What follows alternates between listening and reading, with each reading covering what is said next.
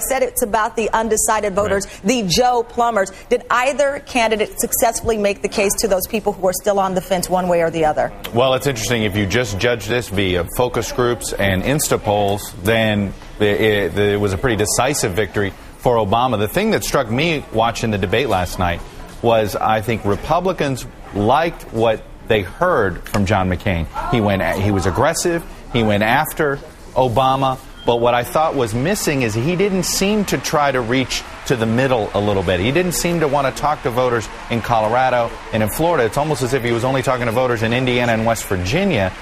Obama also, though, but he seemed to reach across to the middle. He was using code words for the center and center-right people like tort reform, talking about abortion in terms that he didn't make the assumption that his position was more right than the pro-life position. He was saying charter schools, so he was using a lot of what I would call buzzwords that are usually used by Republicans at this point in a presidential campaign. So Obama, and always looking at the camera, seemed to be thinking about swing voters and undecided voters and red state voters.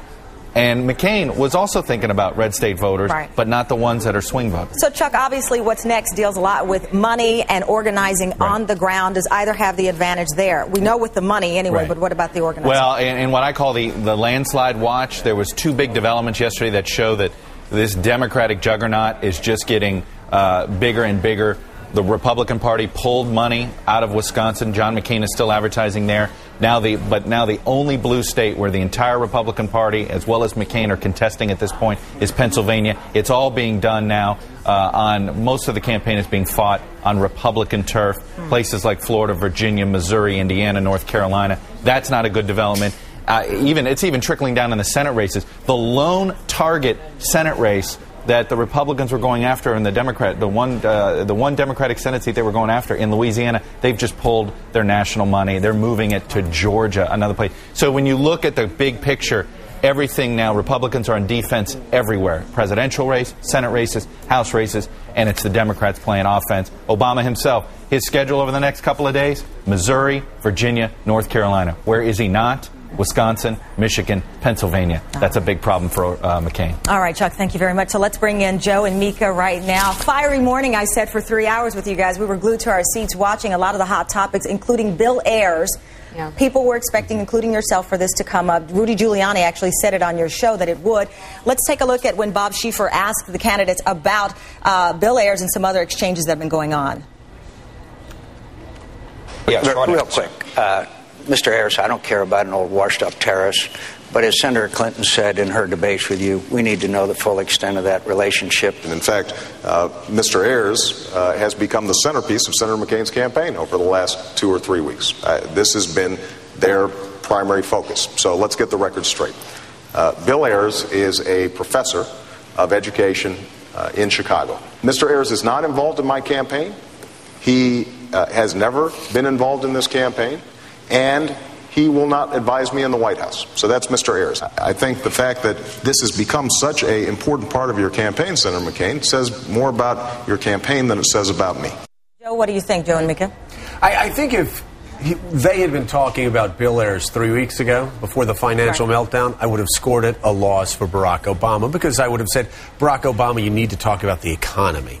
But now that there's an economic meltdown, so, to talk about Bill Ayers, as John McCain said, a washed-up terrorist on the day the Dow plummets 733 points, when the smartest financial minds in America have no idea how we fix this problem, just doesn't resonate with voters. But they were asked about it. What was John McCain to do? I mean, the moderator brought it up.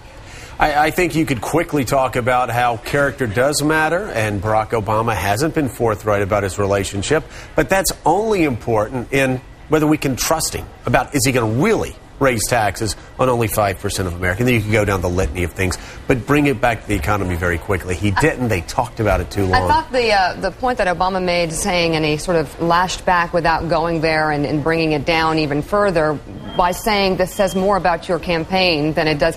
I thought that was a really smart, good point. I also saw Barack Obama resisting taking perhaps shots back and going after Sarah Palin's remarks pointedly when he was asked to repudiate his remarks remarks on Congressman Lewis, the remarks that the Obama supporter made comparing McCain campaign to George Wallace, he could have shot back and said, you know, your running mate has been saying these things. This is a supporter. I didn't even sanction him. We actually have that moment. Let's play the moment when Representative Lewis came up and the comments made. Congressman John Lewis, an American hero, made allegations that Sarah Palin and I were somehow associated with the worst chapter in American history. Segregation, deaths of children in church bombings, George Wallace. That to me was so hurtful. And Senator Obama, you didn't repudiate those remarks. Okay, is this what people are talking about? No. Again, so why are they? Again, because maybe they just feel like, maybe they've pulled it, maybe they don't have another option at this point. Maybe they think the only way we can win with 3 weeks to go and the market's crashing is to destroy Barack Obama. To go after his character. Will it work? I think it's been pulled and it doesn't work, and that's why Barack Obama resisted going there. But who's telling him it's working then? Because obviously, you know, we've heard that there are two schools of thoughts in McCain's campaign. People, I read a couple of the conservative blogs who wanted him to stay on that line. Keep attacking that way. Bring the heat that way. Well, you know, they're looking at polls that show that John McCain's in trouble. And there are two options. You can either do what Mike Murphy has suggested, an NBC guy, and also somebody that used to be McCain's campaign manager, who says, let McCain, be the happy warrior. On the other side, you have people that say, you're going to have to destroy him and the way people look at him if you want to be president of the United States. Unfortunately, they've been trying to choose both paths. You can't. They have to pick one approach or another, and there are conflicts in the Republican Party. You read about certain state chairmen who want the Reverend Wright's name to come back. You hear about, you know, they're conflicted over how to bring Barack Obama down, and I think their timing is way off, and they may be so caught up in the conflict that they're not applying their strategy to the climate out there. At this point, people don't care about Reverend Wright. They don't care about Bill Ayers. They would have 3 or 4 weeks ago. They don't now because they have no idea if they're going to be able to send their kids to college. They have no idea whether they're going to be able to pay their mortgages. And it's bad. Right it's bad. now. Things are bad. Let's talk about body language. There was a lot of it, a lot of grimacing from Senator McCain. You could hear him heavy breathing. Barack Obama, I think he had the toothiest smile. I mean, what I did. Right, he had the toothiest smile in America last night, showing all of his teeth up front. Body language-wise, Mika, what do you rate them? No, Obama was, extremely cool, extremely in control. You could see him; his countenance was open. He was listening. He was waiting for his chance to respond back. He was far more in control of the situation physically than John McCain. John McCain had stronger moments. Right.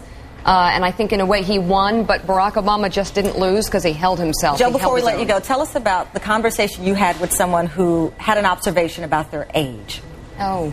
You said it this morning. I spoke with a 72-year-old who loves John McCain, who supported John McCain for years.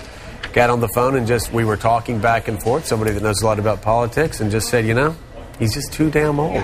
This comes from a 72-year-old that's looking at a 72-year-old. Yeah, it is. It's a tough business when somebody your age card. Politics is unforgiving. The camera is unforgiving. God, I learned that every morning. But we said coming into this, after we saw him on the debates, we would know immediately whether Barack Obama looked too young and inexperienced or whether John McCain looked too old and tired. That was answered over 3 debates for most Americans. Thank you, Joe. Mika, sticking around with me. I appreciate it. Good to talk to you.